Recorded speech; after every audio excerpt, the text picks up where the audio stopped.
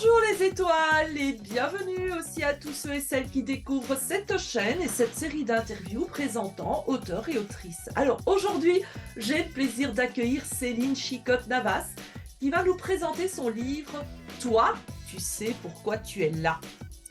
Un livre intimiste, court et intense, un livre fait d'émotions et de souvenirs, un livre qui parle de notre humanité, de deuil, de maladie, d'handicap, de résilience et Mmh. surtout d'amour.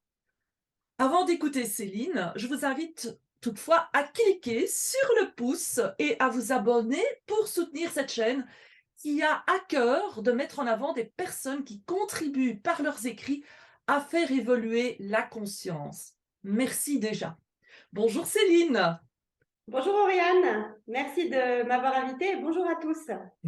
bienvenue dans la boîte à livres. Alors Céline, c'est ton premier livre édité aux éditions Trois Colonnes. Dis-nous, qu'est-ce qui t'a poussé à partager avec les lecteurs et lectrices les derniers moments que tu as vécus avec ton papa? Déjà, la recherche de sens pour moi, c'est un écrit thérapeutique qui est sorti d'une seule traite à un moment de ma vie où j'avais à la fois vécu un burn-out, le deuil donc de mon papa et le Covid. Donc, une conjonction quand même assez spéciale. Tout à fait, waouh! Et moi, je dois dire que j'ai été vraiment très touchée par ton écriture et la manière dont tu exprimes ton ressenti, tes émotions et finalement, j'ai découvert, une vraie écrivaine. Merci Oriane. J'étais étonnée quand l'éditeur Trois Colonnes a dit c'est vraiment un livre et vous allez trouver des lecteurs. Au début, j'avais diffusé un peu parmi mes amis et puis il y a eu une étape où des gens que je ne connaissais pas du tout ont lu ce petit livre, ont lu pardon ce petit livre qui est de 50 pages, hein, qui est vraiment pas long, et on trouvait que ça résonnait par rapport à leurs expériences de vie. Oui, oui et moi, ce que j'ai aussi observé, c'est le rythme de ton livre qui m'a amenée dans une sorte de transe. Comme ça, je me suis observée et je me suis demandé, puisque je découvre, aussi dans ton livre que ton métier, c'est hypnothérapeute et j'ai ressenti que, ce rythme particulier transpirait dans ton écriture et d'ailleurs ainsi tu parles au chapitre 10 que tu appelles «Résilience», Mhm. que tu as eu un cabinet à Hong Kong et tu en profites aussi pour remercier tes clientes pour leur courage. Alors dis-nous, qu'est-ce que l'hypnose t'a apporté comme ressource dans l'accompagnement de ton papa? Mmh.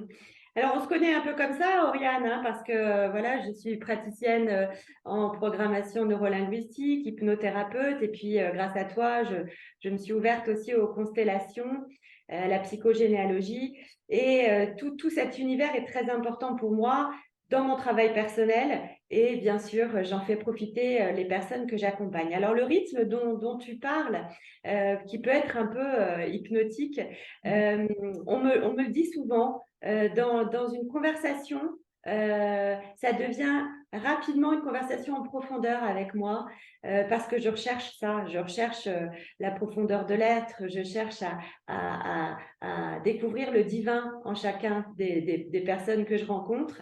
Et c'est vrai qu'aussi je suis musicienne. Donc, j'imagine que le rythme des mots, la musicalité des mots, je serais incapable de parler de façon monotone, comme le français nous y appelle. Voilà, j'aime beaucoup les langues étrangères et évidemment la symbolique des mots, les métaphores. Dans mon livre, on trouve beaucoup de métaphores, d'images. Je suis quelqu'un qui est très visuel, forcément, donc l'hypnose, ça me parlait beaucoup pour ça aussi. C'est comme ça que mon cerveau fonctionne. Je vais rencontrer quelqu'un et je vais voir une image tout de suite. Mmh. Et je ne saurais me l'expliquer. Ou alors un mot va apparaître. Et, euh, et ce mot-là, la personne ne le dit pas forcément. Mais pour moi, il est là. Ah oui, oui. Et donc, tu suis, un peu, comme le collier de perles, tu vas de mot en mot, comme on pourrait aller de perle en perle et ça me fait penser au rosaire d'ailleurs. Oui, oui, il y a aussi une idée de méditation, une idée d'aller à l'essentiel par une succession de mots simples ou d'images simples qui amènent à l'essentiel. Ouais, c'est Hmm. bien vu ton idée du rosaire. Alors, dans ton livre, à un moment, tu parles de liberté de parole. Je crois que c'est quelque chose qui est important de nos jours et de pouvoir dire tout haut ce que l'on pense tout bas. Alors, dis-nous, écrire ton ressenti de fille perdant son père, est-ce aussi une manifestation de parole libre? Je dis bien dans mon livre combien, bien sûr, j'admire, enfin, je dis bien sûr, c'est pas forcément évident dans toutes les familles, mais moi, j'ai eu un papa qui m'a aidé et aimé au-delà de lui-même. Mmh. Donc moi, j'ai été très, très aimée, très, très aimée. Et aussi, quand on admire quelqu'un, on sait bien que l'autre côté de la pièce, c'est que des fois, on se sent un peu quand même une obligation de plaire. Et ça, je m'en suis rendu compte par étapes. La première étape, c'est quand, à 33 ans, je lui dis, bah, tu voulais que je sois ingénieur, maintenant je suis ingénieur, mais en fait, c'est pas ce que je veux faire. Donc ça, c'est une première étape de détachement. J'avais à l'époque 2 enfants et j'en ai eu 2 autres plus tard. Et au moment où papa nous quitte, oui, je sens une forme de libération. Je sens aussi que je vais pouvoir enfin rencontrer ma maman en tant que femme, de femme à femme, et non plus sous le regard de mon père. Donc, bien sûr, il y a une libération à ce moment-là. Et du coup, j'observe la liberté de parole autour de moi et je constate que mes enfants, et notamment mes filles, qui pourtant ont baigné dans une culture anglo-saxonne aux États-Unis, qui parle beaucoup des émotions, etc. Et moi, je suis très contente qu'elles soient outillées avec ça. Des fois, se restreignent, réfléchissent vraiment à ce qu'elles vont dire et notamment où est le jugement et où est le non-jugement. Alors ça, je l'ai beaucoup travaillé aussi en tant que formatrice en éducation positive, parce qu'on parle de bienveillance, mais c'est quoi la vraie bienveillance? Ça, c'est quelque chose qui me travaille. Voilà, parce que voilà, je crois que ma nature profonde, c'est d'être spontanée. Mmh. Je crois qu'il faut assumer que on juge. Oui. On commence par juger. Et ensuite, on peut mettre de la conscience. Tu Mmh. parles d'éveiller les consciences. On peut Oui. mettre de la conscience. Ah, je suis en train de juger. OK. Est-ce Mmh. que vraiment c'est ça que je veux faire? Est-ce que je veux rester accroché à ça, surtout? Mmh. Comme on peut s'accrocher à certaines émotions ou les laisser partir. C'est le même processus. Mais dès le départ, s'auto-censurer comme ça, avec tout ce mouvement-là actuel, woke, etc., ça me pose question. Oui, tu as bien dit autocensurer et c'était le mot qui me venait et finalement, qui va brider notre créativité, notre, intelligence et aussi mettre en déni nos ombres et auxquelles, finalement dans ton livre, tu amènes le lecteur à aller rencontrer, les ombres, déjà les tiennes qui apparaissent, par Mm. moments, et même souvent et puis, comment toi tu les apprivoises et finalement, c'est une manière d'inviter le lecteur, la lectrice à aussi à apprivoiser ses ombres. C'est un peu ce que j'ai ressenti moi, en tout cas.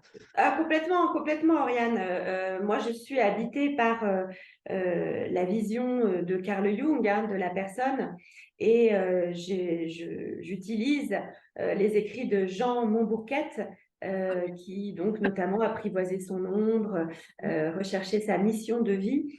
Ça m'habite énormément, et c'est aussi une façon pour moi de décrypter ce qui va se passer dans mes relations avec les autres, avec le monde, parce que je sais parfois que dans des interactions, finalement, c'est un dialogue entre nos ombres. Et que, bien sûr, il y a nos parts de lumière, Mmh. mais il y a aussi nos ombres. Et il y a, parce que c'est pas péjoratif pour moi. Pour moi, les ombres, c'est des cadeaux, parce que ces parts de vulnérabilité en nous, elles sont belles. Mmh. Elles racontent nos histoires, nos blessures, elles nous rendent humaines. Mmh. Essayer de mettre un couvercle dessus et dire ah ben non, non, moi, je ne serai jamais égoïste, je ne veux pas entendre parler de ça. Ce n'est pas une bonne idée parce qu'à un moment donné, la poubelle, elle explose. Donc, Mmh. on sait que ça ne fonctionne pas. Et j'ai appris non seulement à aller visiter ça, mes parts d'ombre, à les aimer, et aussi à accroître ma lumière. Et oui. Plus on est ami avec nos ombres et plus on peut assumer aussi sa lumière. Tout ça va ensemble.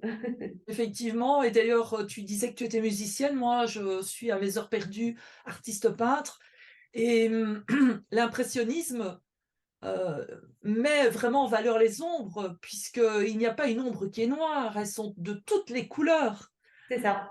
et j'adore cette, métaphore parce qu'effectivement nos ombres, ne sont que des couleurs, hem, Ouais, qui des jouent entre cadeaux, elles. des cadeaux. Oui, et qui jouent entre elles aussi. Oui, oui, oui, bien sûr. Et d'ailleurs, j'ai envie de reprendre une citation que tu as, parce que chaque chapitre est introduit par une citation et donc au chapitre 12, tu abordes justement cette notion d'ombre grâce à une citation d'Anselm Grün qui dit: «Mais toi aussi tu es fait de terre. Réconcilie-toi avec la fange qui est en toi. Alors seulement tu pourras voir. Il te faut accepter avec courage la vérité, ton humanité terrienne. Alors tu pourras traverser le monde les yeux ouverts.» Moi, Magnifique, j'en ai hein? des frissons. Oui, oui, c'est vraiment ce que j'ai vécu dans ma chair, euh, en, en justement étant aux côtés de mon père dénudé, Mmh, euh, et dans son plus simple appareil, mmh, qui allait rencontrer sa finitude. mmh. Donc, on peut se poser la question de à quel moment on perd sa dignité humaine. Oui, Mais Anselme Grun nous dit non, non, non, ça fait partie de l'humain, oui. d'être comme ça, avec dans sa fange, face à sa, oui, à sa merde, excuse-moi, mais je ne sais pas Vas-y. si tu garderas au montage, Oui, oui. oui, cette chose peut-être pas belle, pas propre, elle est en nous, elle est à l'extérieur de nous, et en tout cas, elle fait partie de notre humanité. Mmh. Et parfois, on a des élans comme ça, très mystiques, très aériens, très spirituels, très beaux. Ils nous rappellent que on est dans une nature humaine et de chair, et ça, je l'ai vraiment vécu. Alors, the hard way, comme disent les Anglais, c'est Mmh. douloureux, Mmh. c'est pas, mais c'est beau. J'ai pu toucher la beauté de ça. Euh, Oui, c'est tellement beau parce que le sens de la vie est bien dans cette finitude-là. On voit bien que la vie n'aurait pas de sens sans cette étape. De toute mmh, façon, on va redevenir poussière. Hein, tout à fait. ça donne tout son sens. Voilà, donc c'est d'une beauté infinie. Oui, Euh, et il y a une forme de dignité aussi là-dedans, hmm, finalement. Parce que c'est se ouais. tenir droit, droite, quelles que soient les circonstances, le vécu, la situation, Jusqu'au bout, jusqu'au jusqu'au bout. bout, Et d'une certaine jusqu'au façon, bout. dans ton livre, ce qui transpire, c'est que ton papa s'est tenu droit jusqu'au dernier moment et ça, Oui, oui, je le sens d'ailleurs absolument. avec nous. C'est clair, c'est clair. Oui, Là, je te cache pas que j'ai un moment d'émotion. oui, oui, moi aussi. Il est là. Oui, C'est absolument. important, bien. Et tout ça m'amène justement à quelque chose qui est constant dans ton écriture, dans ton expression, c'est la foi. La foi, ça peut être un mot qui fait peur Mmh. aujourd'hui. On sait que dans le monde, on a malheureusement des groupuscules qui donnent une idée de ce que c'est que vivre sa foi qui est complètement erronée. Hein, Mmh je parle à tous ces mouvements de tous ces mouvements extrêmes, extrémistes. mh. C'est pas ça la foi. Euh, la foi pour moi, c'est le doute. Ça commence par là.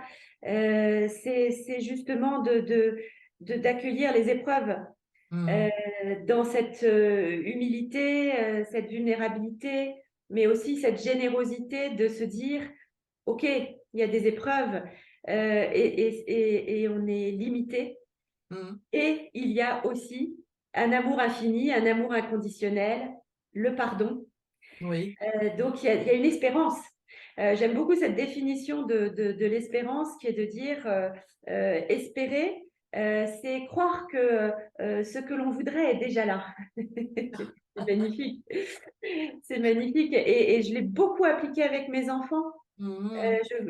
Moi, j'accompagnais des parents qui étaient souvent désespérés, qui n'y croyaient plus. Et je leur disais, mais faites comme si c'était déjà là ce que vous espérez pour vos enfants. Et vous allez voir, ça va complètement changer votre regard. Et il va se passer plein de choses. Ça ne s'explique pas. Mais notre regard, s'il n'est pas dans l'espérance, s'il n'est pas dans la foi, je veux dire, le monde, c'est nous, l'Église, c'est nous. Quand après, Oui. moi, voilà, je suis catholique, je dis souvent ça, Oui. l'Église, c'est nous. Arrêtons de croire que ça vient d'ailleurs. À nous d'être dans l'espérance, dans la Oui. foi. Oui, vraiment, là, j'entends vraiment bien ce que tu nous partages. J'aime bien ce que tu dis. Bon, moi, je ne suis plus chrétienne, mais je garde les valeurs chrétiennes au cœur de ma vie, parce que pour moi, ce sont les plus belles. Et finalement, j'approuve vraiment ce que tu dis, l'Église, c'est nous. Nous pouvons être dans cette énergie d'ouverture, d'accueil, avec toute Oui, notre vulnérabilité, avec toute notre fange. oui, notre force, nos doutes, voilà, nos limites. Et c'est ce Euh, que témoignait le Christ, hein, finalement. Exactement, C'était exactement. ça. Mais avoir cette croyance et cette espérance Mhm. que, il y a un amour plus grand que tout Oui. qui dépasse. Voilà, Oui, qui est présent, qui est à l'origine probablement de tout. oui. Et nous nous déconnectons beaucoup de ça. Et finalement, c'est au-delà des mots religion, catholique, Ah, chrétien. complètement, Ça, c'est quelque complètement. chose Et qui puis, existe oui, partout, oui. qu'on aille dans les peuples premiers ou Oui, chez oui, et puis il y a une les soif. Aujourd'hui, 2023, il y a une soif. Ça, on ne peut pas le nier. Mmh. Euh, et ça peut se vivre dans des cercles de parole. On parle du sacré maintenant, du féminin, du masculin, du sacré de la personne. Il y a plein d'expressions. Mais en tout cas, le spirituel, pour moi, je veux ne pas en témoigner et je veux ne pas en avoir peur parce que ce serait vraiment passer à côté du sens de la vie, quoi. Ce serait dommage. Oui. Eh bien, sur cette parole positive, je propose que l'on clôture tout doucement, cette interview. Peut-être que tu aurais, quelque chose à dire, à recommander ou à partager par rapport aux personnes qui sont justement dans cette souffrance, dans cette difficulté, soit avec des enfants handicapés, soit, perdues dans cette société qui perd son sens. Est-ce que tu aurais quelque chose à nous dire? Alors, je leur dirais qu'ils ne sont pas seuls. Mmh. Moi, ce qui est difficile, ce qui était difficile pour ma maman, notamment à ce moment-là, c'était un sentiment d'abandon de certaines de ses amies, d'une partie de sa famille. On peut se sentir très seul et très en marge dès que on est dans la maladie ou qu'on accompagne des malades. Euh, on n'est pas seul parce que tôt ou tard, c'est toi, c'est moi, on va le vivre. Donc déjà, parlez-en, trouvez l'oreille qui va Mmh. juste accueillir déjà comment vous vous sentez et ne vous culpabilisez pas de ne pas faire assez. Si vous êtes dans cette culpabilité, c'est probablement que vous faites déjà beaucoup, peut-être même trop. Donc voilà, commencez par vous dire ce que je fais, c'est bien, c'est Mmh. assez. Et je suis légitime pour aller partager ce que je vis, Mmh. juste pour vous faire écouter, pas forcément aller chercher des thérapies, des choses compliquées, mais voilà, trouver des oreilles autour de vous. Il y en a qui seront vraiment, qui pourront connecter et communier avec vous. Mmh. Un tout grand merci Céline, pour cette sagesse que tu es venue partager avec nous et également d'avoir accepté de faire cette interview qui, je l'espère, aura touché, mes auditeurs, mes auditrices, ma communauté d'étoiles et les aura peut-être connectés aussi à des souvenirs, que ce soit de leur enfance ou même, de leur vie. Voilà, voilà. Merci Oriane. Merci. Alors, chères étoiles, pour ne rater aucune des prochaines interviews, eh bien, je vous rappelle, abonnez-vous à ma chaîne, aidez-moi à rendre plus visibles mes invités en cliquant sur le petit pouce, activant la cloche pour ne rater aucune des vidéos. Et puis surtout, partagez avec vos amis, cela ne peut que faire du bien. Au revoir. À très bientôt pour d'autres livres, d'autres univers, d'autres manières de voir le monde.